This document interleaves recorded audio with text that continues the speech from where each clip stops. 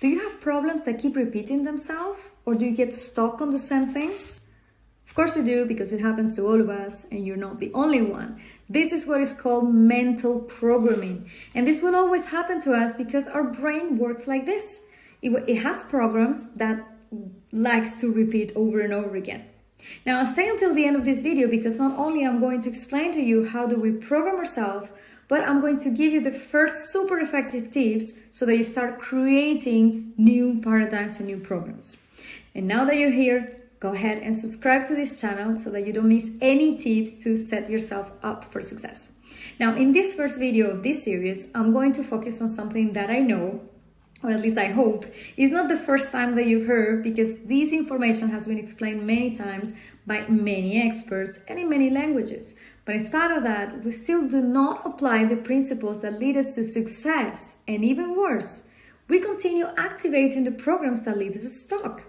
And this is exactly the reason why I chose to begin this series with that, to make a very important reminder or an explanation for those of you who are hearing this for the first time, of course. So, how do we program ourselves? Well, let's get started with this. Our mind has two parts, the conscious and the unconscious.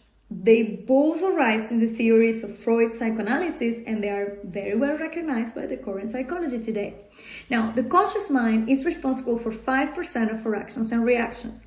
It is said that it is the one that has direct access to the intellect, the gray matter, and the cortical brain, and so to the most of the files that we frequently have access to in a state of consciousness. That is when we are awake and attentive.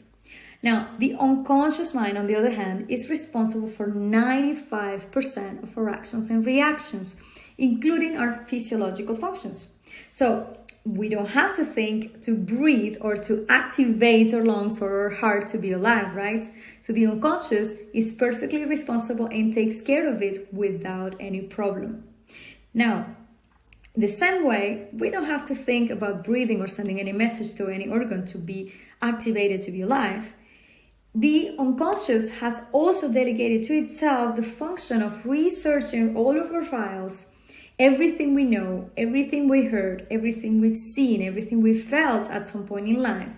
And it takes them to filter any information that comes to us at any time. Now, the unconscious forms what is known as paradigms, which are simple parameters from which we judge and we understand the situation, and they are obviously the basis of all of our reactions. Now, the unconscious is like a box. Imagine this, like it's a box. In the moment we're born, it comes empty. Well, actually, it doesn't come empty. It comes with some information transmitted from pregnancy. But let's take this and let's discuss this in another video, okay? Now, for the moment, let's picture that empty box. And this box is going to be filled with what we hear, what we see, and what we feel. Now, imagine that you can make an audio or with everything that you've heard, or that you can make a video with everything that you've seen. And every time you hit replay, and you hear this and you see this again, exactly the same emotions that occurred the first time you received that information are produced again. Now, imagine that while you grew up, society, your friends, your parents, your neighbors, the media, everybody continue to play you the same video and the same audio. Because by the way, they are the creators of those files, and they are the ones who originated those stories. So the original programming, the first filters that are forming our conscious, are created by external information. And I can tell you this, nobody has enough experience to know absolutely everything in the first years of their life, even in the last years of their life.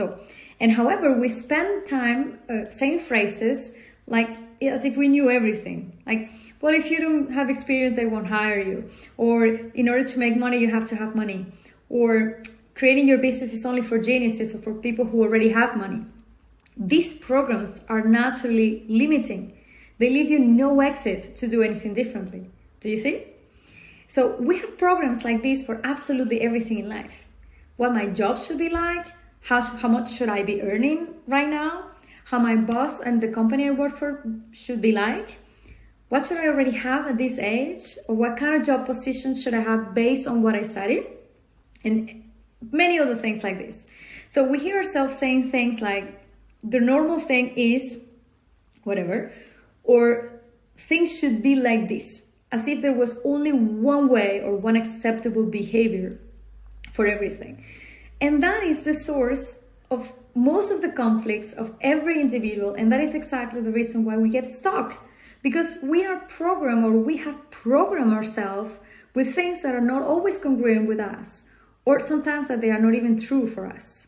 Now, important to say, not all programs or belief systems are bad.